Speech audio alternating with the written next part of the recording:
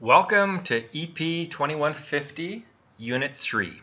So if you're taking this course in the spring intersession of 2020, this is also a reminder that the first quiz will be Units 1, which we did last week, Unit 3, which is this unit I'm going to cover, and the next unit, Unit 4. So for the quiz coming up, Unit 1, 3, and 4. Okay, so I'm going to close Unit 4. Right now we're going to work on Unit 3. So there is no Unit 2, okay? So it goes Unit 1, 3, and 4 for the first quiz.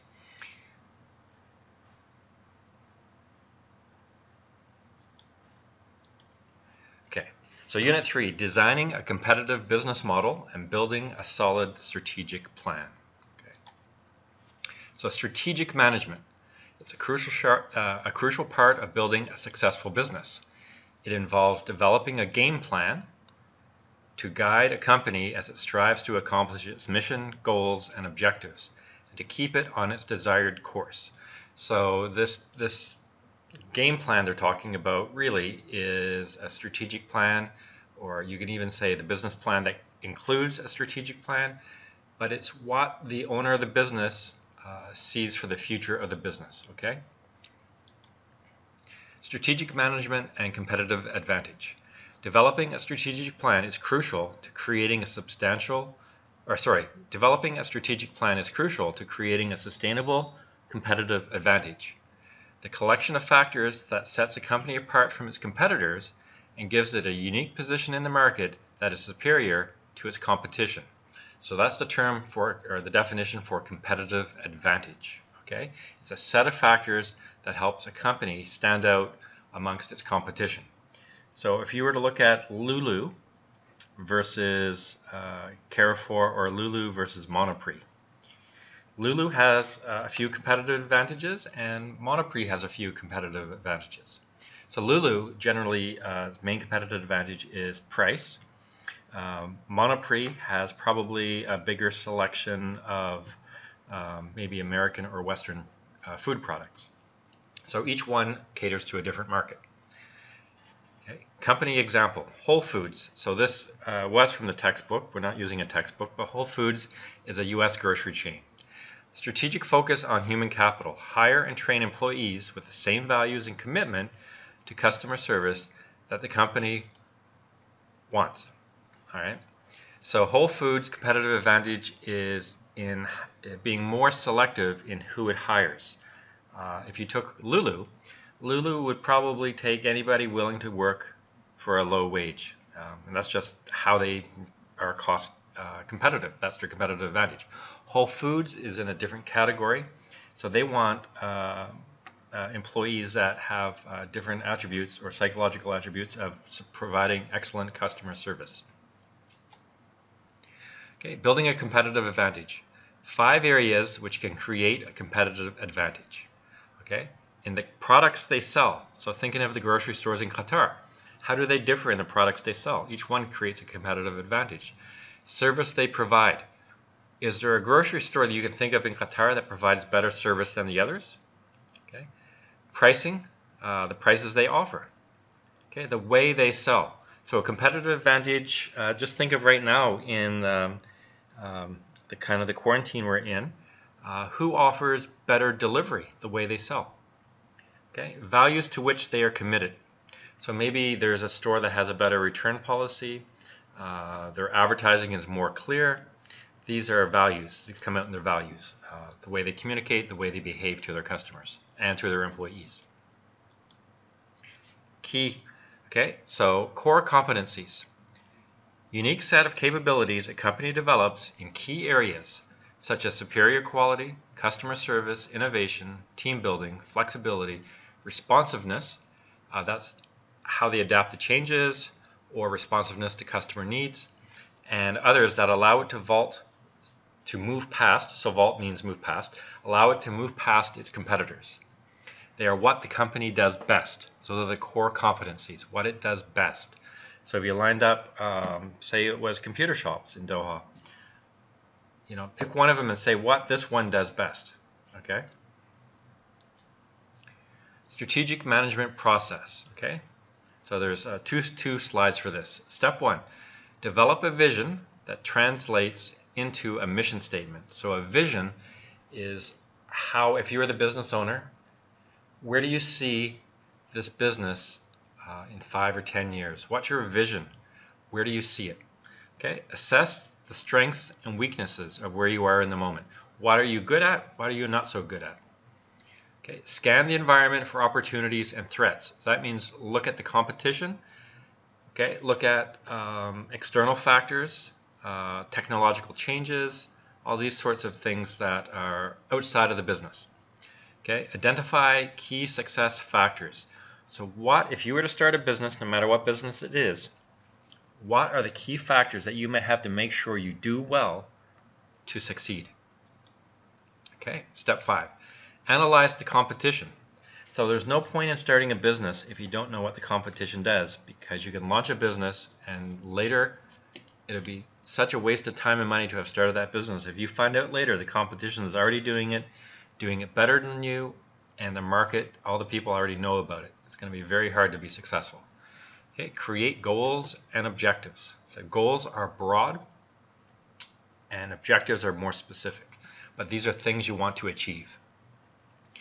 Formulate strategies. So come up with how are you going to achieve your objectives. Translate plans into actions. So what exactly do you have to do? Who do you have to call? What prices do you have to set? What are the exact things you have to do? And establish accurate controls. That could be human resource controls, accounting controls, security in your business, whatever it is, the controls that you need to make sure your business follows its actions, doesn't make mistakes. If it does make mistakes, learns and documents and fixes those mistakes. Okay, so step 1. So this whole slide set is almost all about those 9 steps. Okay, develop a vision and create a mission statement. So a vision, an entrepreneur's dream of something that does not exist yet, and the ability to paint a convincing picture of that dream for everyone to see. Okay, because the entrepreneur, as we discussed, by him or herself, they can't do it alone. So they have to create a vision, which in a way is like a little sales pitch to either get financing people on board, or to get a partner on board, or get some employees that are willing to work for low cost now, or low wages now, for a better future. Okay, a clearly defined vision provides direction where the company is going, determines decisions, inspires people, motivates the company and entrepreneur to keep going even when it is difficult to succeed. Okay, developing a vision and mission statement continued. Okay, look at the question, what business are we in? Okay, and in most cases, this is from years ago where we changed the way of thinking in marketing. We're almost all in the business of creating a customer. We're almost all in the business of making a customer happy and making a customer a return customer. You might be an electronics shop, you might be Lulu, you could be a car dealer. What business are you in? Ultimately, to create a repeat customer, to create a happy customer. Okay, the mission is a written expression of how the company will reflect the entrepreneur's values, beliefs, and vision. It's more than just make money. Okay, serves as a strategic compass. If your focus is just make money, your focus is going to miss out on the customer, and the customer is going to pick up that you're only here to make a profit and you don't care about them. You never want the customer to think that. Okay, elements of a mission statement. Purpose of the company. What business are we in, or what are we trying to accomplish? Okay. How are we going to accomplish that purpose? Okay. What principles and beliefs form the foundation of the way we do business? So understand the purpose.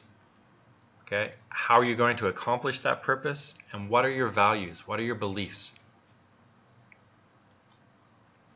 Assess company's strengths and weaknesses. Strengths, positive internal factors to a company that you can draw on to accomplish your goals, mission, and objectives.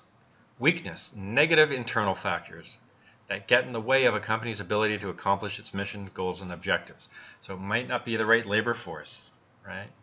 Weakness could be your HR skills are not strong, you're great at accounting, you're good at marketing, but you need some help in HR to find the right people. So these could be weaknesses. Opportunities. Okay, so the first two were internal to the business that you directly control.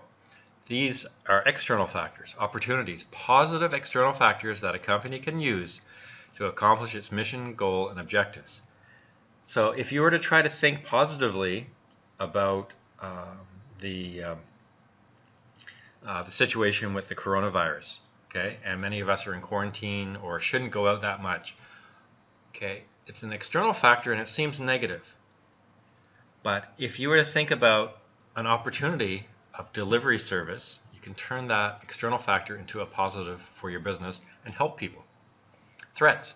Negative and external factors that get in the way of a firm's ability to accomplish its missions, goals, and objectives. So, if you own a movie theater in Qatar, a pandemic is a huge threat, right? This is totally out of your control.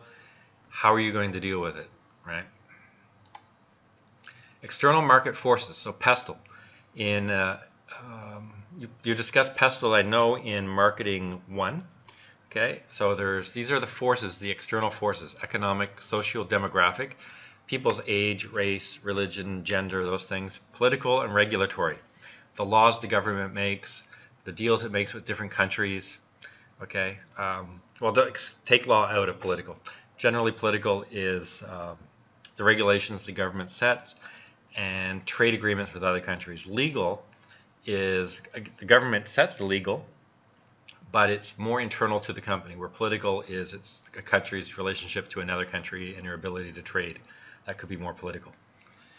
Environmental, think of the weather or climate of Qatar. How does that affect your business? It's out of your control. And technology. Okay, identifying key success factors. Step 4, key success factors. Factors that determine a company's ability to compete successfully in a market. An entrepreneur must understand the key success factors in their industry and develop strategies to be successful in those areas. Doing well in key success factors can be a competitive advantage. So that's something you have to determine. When you're set out to start a business, you have to think about what is the most important thing to succeed. Okay? For some businesses early on, maintain good cash flow. If you invoice people, get payments because you have a labor force that you need to pay. You might already be so great and have 20 or 30 clients lined up, and that's not a problem. But the success is getting those clients to pay you on time, and that would be a key success factor. It could be many things.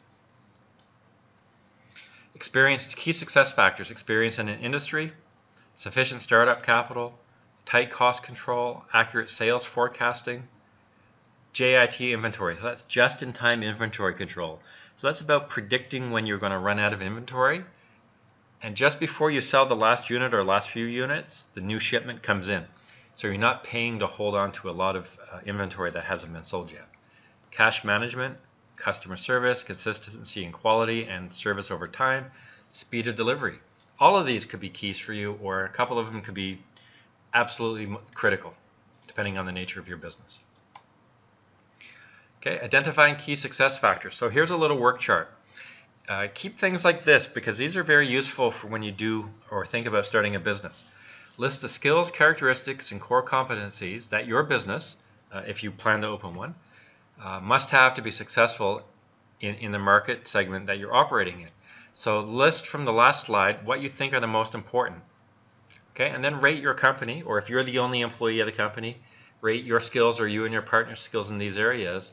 And if they're key areas and you rate yourself low, you either have to hire somebody to fill in that area, or you're going to have to spend time learning to improve that skill of yours because it's a key success factor. So if you're, say, you're a marketing student, you did a couple of accounting classes, but you didn't do so well, and you hate doing accounting, accounting is almost always a key success factor, because if you can't manage cash flow, your business can be in trouble and you not even know it. So make sure you have somebody to help with accounting, and vice versa with sales. Okay, analyze competitors. Okay, small business owners believe they operate in a highly competitive environment and the level of competition is increasing. So you have to know your competition, know what your competition is good at, and also know what your competition is not so good at. Because if you find something they're not so good at, that's something you can offer. That's an opportunity. Okay, 97% of all American businesses do not work on tracking the progress of their competitors. Okay, that's in the United States. And it's probably similar around the world. People spend more time focused on themselves and their own business. They don't know what the competition is doing, and they can find themselves losing market share because they don't know what the competition is doing. Competitor analysis. So you have direct competitors offer the same products and services. Customers often compare prices between your business and the competitor, features and deals among these competitors, or they compare features. Customers compare features and deals among these competitors when they shop. So the main grocery stores, for example, Lulu, Carrefour, and Monoprix. Sometimes people look at the prices and they'll go to a couple stores to save a few reals. These are direct competitors. Significant competitors offer some of the same or similar products or services. So for some people's mind, Lulu and Monoprix are significant competitors, but not direct, because some people in the market might think, I only want certain products from a certain country, and Lulu doesn't even offer those. They offer food, but not my kind of food, right? So sometimes these are what's called subjective in the customer's mind of how they see you. Okay, indirect competitors offer same or similar products in only a small number of areas. Okay, that's an indirect. And there's another form of competitor. It's still an indirect competitor, and that is in the sense that consumers only have a limited amount of money to spend. So you might think, say there's 2 or 3 movie theaters in Qatar owned by different companies, just hypothetical. The 3 of them are direct competitors. But also, consumers sometimes only have a limited amount of money to spend. Now, it might be unique in Qatar that there's several wealthy people, but in the broad market, many consumers only have a limited money to spend. So anybody in the entertainment business is a competitor. Because say a teenager gets an allowance of a few hundred riyals a month, or 1,000 riyals a month, or whatever it is from their parents. Okay, they can't go and spend all their money on anything they want. They had to be selective about what they spent. So anybody in the entertainment industry is a competitor. So this is why also knowing your competition and knowing your market is important, because if you don't know the competition and you don't know your customer, how are you going to know who your direct, significant, or indirect competitors are? Step 5, analyze competitors. Analyzing key competitors allows an entrepreneur to avoid surprises from existing competitors, new strategies and tactics. Identify potential new competitors and the threats they pose. Okay, the threats of potential new customers, or potential new competitors, sorry. Improve reaction time to competitors' actions, and anticipate a competitor's next strategic move. So if you know your competition so well, okay, as soon as they launch something new, you already know about it as fast as the first customer knows about it, or maybe even sooner. And you can react to it. Okay, that's why it's important to understand the competition. You want to protect your customer base. You want to protect the customers you have and keep them from going from the competition. Techniques do not require unethical behavior. So you don't have to break the law. You don't have to be kind of like a shady business person or an unethical business person. Examples of ways to analyze competitors. Monitor industry and trade publications, so magazines and websites. Talk to customers and suppliers. Often your customers do go to the competition for other reasons. Talk to them about what they see from your competition. It says debrief employees. That means talk to employees and have the conversation with your employees, especially sales representatives and purchasing agents. Attend trade shows and conferences and study the competitors' sales literature. So in trade shows, your competition will have booths. Visit their booths and see what they're doing. Watch the competitors' employment ads. Conduct patent searches for patents competitors have filed. So if you're inventing something or you have some kind of a unique product, your competition might have unique products as well, and all patents are made public. So they're searchable. And these are intellectual property, inventions, sort of like inventions they've made and they've registered. And you can look these up. If you have a big enough company, this might be a factor. Monitor direct competitor via social media. So what's your competition doing on social media? Okay. Examples of ways to analyze competitors continue. There's lots of ways. Buy competitors' product and benchmark them. That means compare the competitor's product to your identical product. Get creditors' credit reports. So I'm not sure if that's possible in Qatar, but the credit worthiness of your competitor, their ability to raise money. Check out the reports publicly held competitors must file with stock markets. So if your competition is publicly traded, okay, it's a public corporation, which we'll talk about later, you can get their reports. Use the internet to learn more about competitors, just doing Google searches, visiting their website, going to chat forums and seeing people talk about your competition, visiting the competing business to observe their operations. Doesn't mean you're going to go into the back and look at the warehouse. It's just the customer side of things you can see and go in and look around. Create company goals and objectives. So goals, broad, long-range attributes to be accomplished. So these are very broad things you're trying to do. Objectives, more detailed, specific targets of performance. Okay, so the objectives are specific, measurable, assignable, realistic, timely, and written down. Now in some classes for objectives we talk about SMART, specific, measurable, achievable, realistic, and time-bound. Okay, but for this class, specific, measurable, you can measure the thing, assignable, somebody has to do it, realistic, so it can actually, it's possible. It's not turn my one-day-old business into 20 locations by 3 months. That's not realistic. Timely, so you have a time set to when that goal should be successful.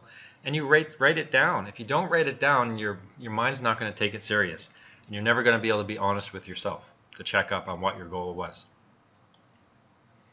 Formulate strategies. Strategy, a roadmap of the actions an entrepreneur prepares as a guide to achieve a company's goals, mission, and objectives. Okay, so strategy, a roadmap, so a set of ideas that you're going to execute. Determines how the goals will be achieved. So how are you going to go about operating your business in a way to create success? It is the company's game plan for gaining a competitive advantage. Okay.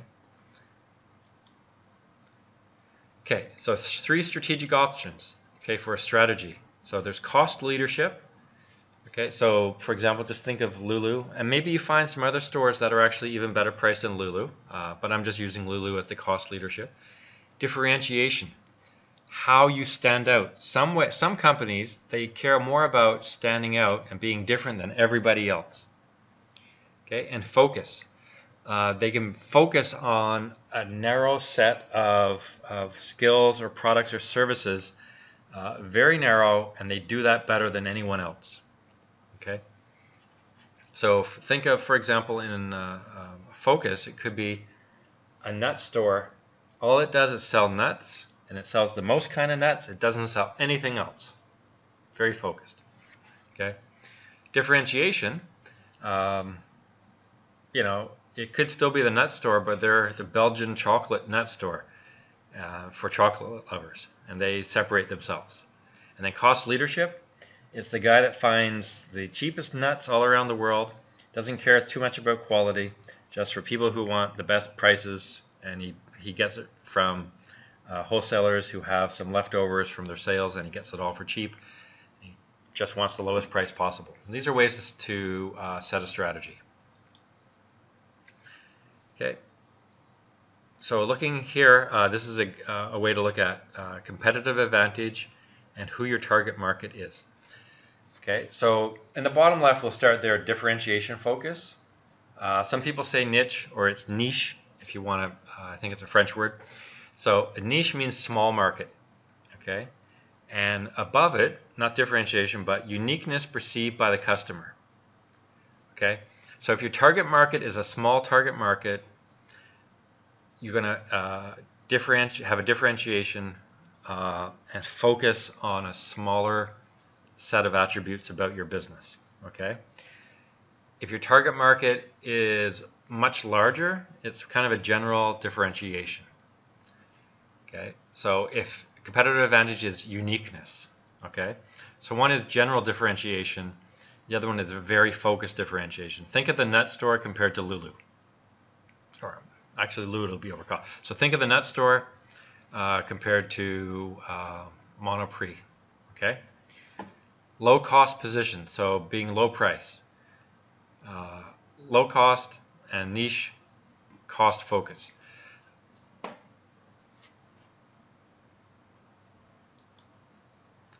Okay, cost leadership, let's look at that.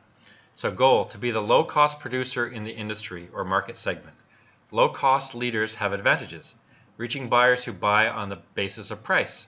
So if your customer's only motivation is price, okay, if the only motivation is getting a cheap price, okay, you have to try to become a low cost leader and find ways of doing that. Okay, the power to set the industry's floor price. That means they set the lowest price and nobody can generally go lower. In North America, generally that's Walmart, and sometimes it's another company called Costco. Okay, here again, I don't know every grocery store. I'm just keeping thinking Lulu. Okay, cost leadership continue. Cost leadership works well when buyers are sensitive to price changes. Okay, so an increase in price, buyers really, they might react to go to a different store or buy less. Competing firms sell the same commodity products. So if everybody in Doha sells avocados, but you sell avocados at the best price because you actually know a farmer in Kenya and you get them shipped in at a low price, and nobody can beat you on the price. Okay, a company can benefit from economies of scale. This means economies of scale. Just say you own one avocado or one fruit store and you're trying to be the price leader of avocados, but you only own one fruit store. So you buy 3 cases of avocados a day. But then imagine, again, we'll go back and I'll drive you nuts talking about Lulu. You buy 500 cases of avocados a day. Okay, who do you think is getting the avocados for the better price? The guy who buys 3 cases a day or the guy who buys 500 cases? Because the guy who buys 500 cases, he has a lot of different stores. He has more efficient distribution, air flight shipping or boat ship shipping. Okay, and he can get things done more cheaply. All right, so that's economy of scale. And it doesn't have to be food. It can be in anything, in automotive. It could be in any industry. Differentiation. Company seeks to build customer loyalty by positioning its goods and services in a unique or different fashion. Idea is to be special at something customers value. Okay. Build basis for differentiation on a distinctive competence, something that a small company is uniquely good at doing in comparison to its competitors.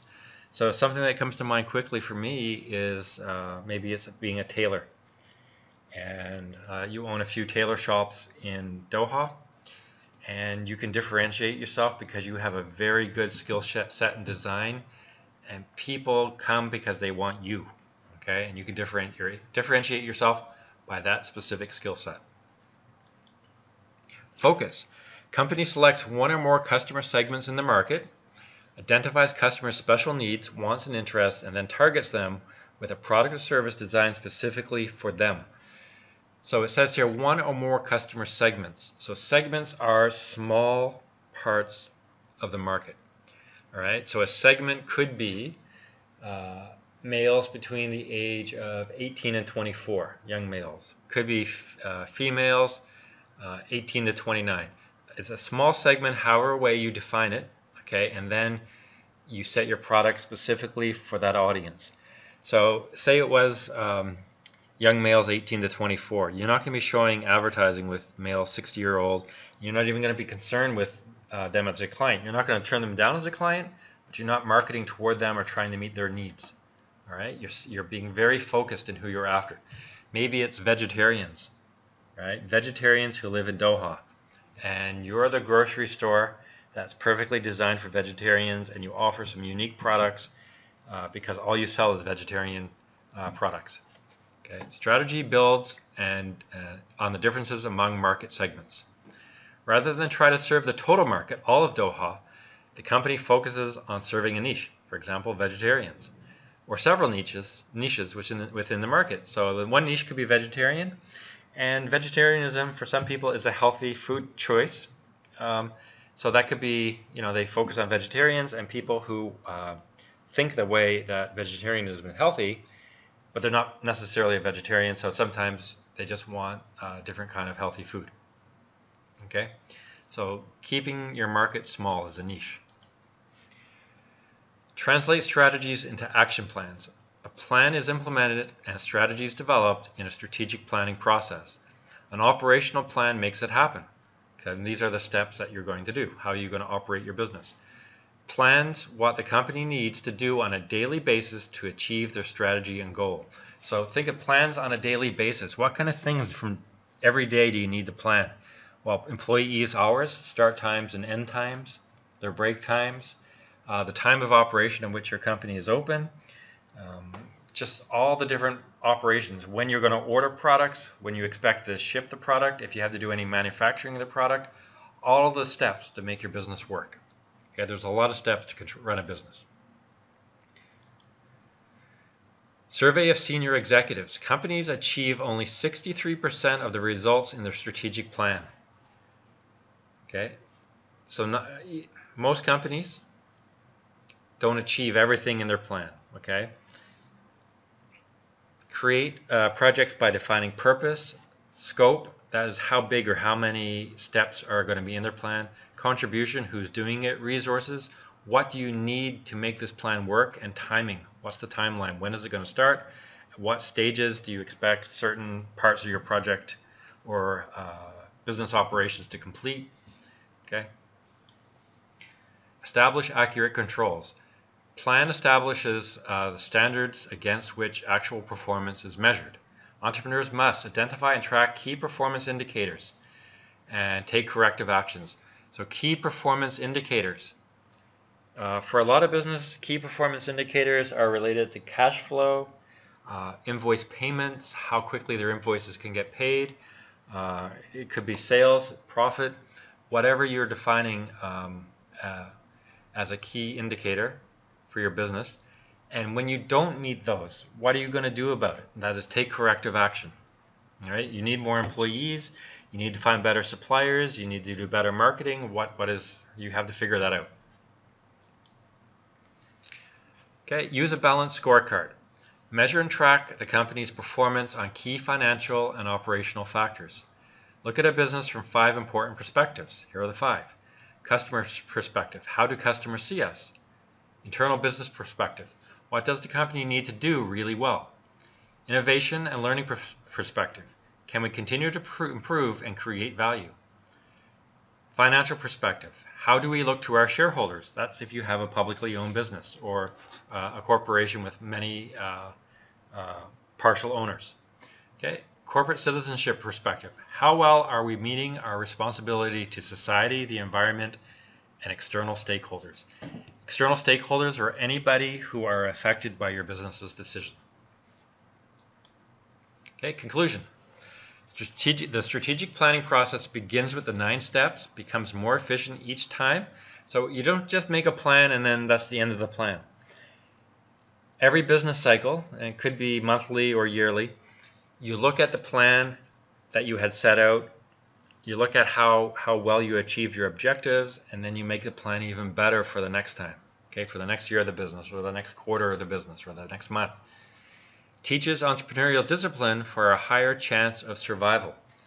So planning things allows you to look back and reflect on your plan and what mindset you were in, say, last year, and now a year has passed in your business, you've learned so much. You look at how the mistakes you've made, now you're going to write your business plan for the next year, what you're going to do this year. And over time, you're going to get more and more accurate at planning and be able to make better decisions. And that's the end of Unit 3. Okay.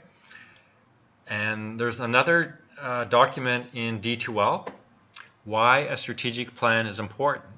So I went through a lot of why a strategic plan is important, but if you want to read more, and this could be, okay, on the multiple choice or on the quiz, skip that, I said multiple choice, on the quiz for Unit 1, 3, and 4, but this is why a strategic plan is important. I'm going to let you read this. Okay, it's just some extra reading. It could be on the midterm or the quiz. I'm not going to read it all to you. It's up to you to read. Okay, and that's it.